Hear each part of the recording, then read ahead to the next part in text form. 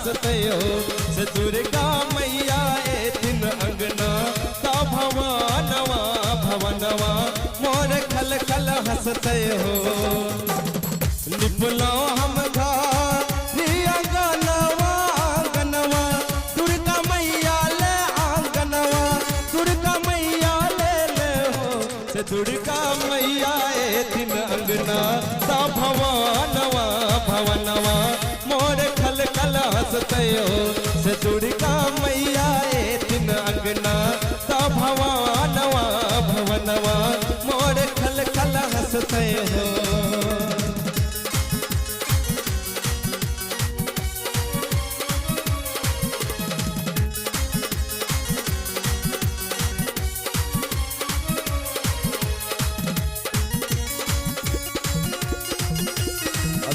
Bhairav sound के माध्यम से विजय विनायक के आवाज आ रहा है।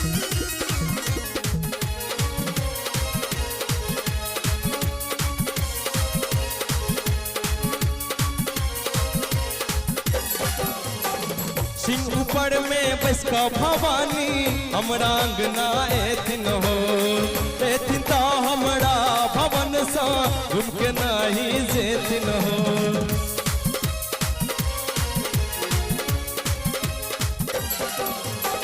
सिंह ऊपर में बस का भवानी हमरा अंगना एथिन हो एथिन तो हमरा भवन सा घूमके नहीं जेथिन हो बुझबे चरणवा चरणवा ज्वाला मैया के चरणवा ज्वाला मैया के रहो से ज्वाला मैया ए दिन अंगना ता भवानवा भवनवा मोर खल खल हंसते हो से दुर्गा मैया ए दिन अंगना ता भवानवा भवनवा मोर खल खल हंसते हो।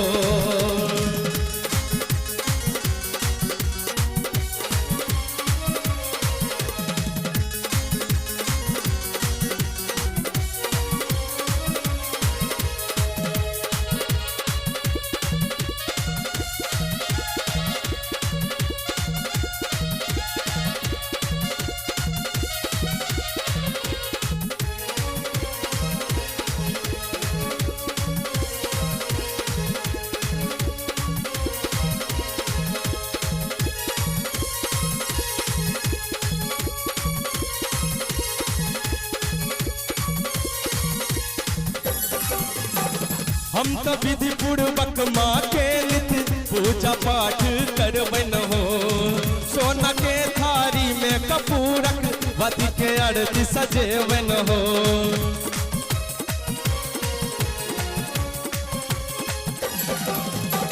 हम तो विधि पूर्वक माँ के नित्य पूजा पाठ करबन हो सोना के थारी में कपूरक वधि के आरती सजेवन हो आरती उतारब बाधिया नवा धिया नवा हयट मैया के धिया नवा हयट मैया के रहो से हयट मैया ए दिन अंगना ता भवानवा भवनवा मोर खल खल हंसते हो से दुर्गा मैया ए दिन अंगना ता भवानवा भवनवा मोर खल खल हंसते हो।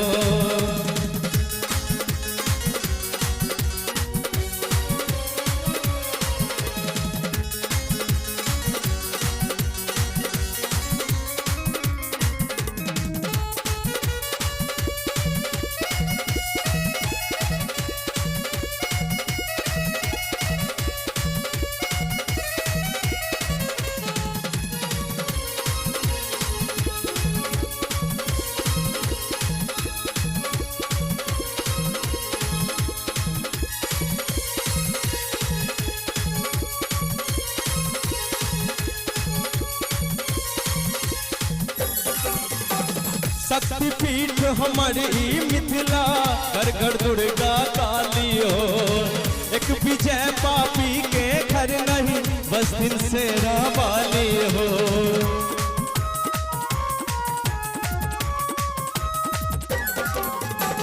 शक्तिपीठ हमारी मिथिला गढ़ दुर्गा काली हो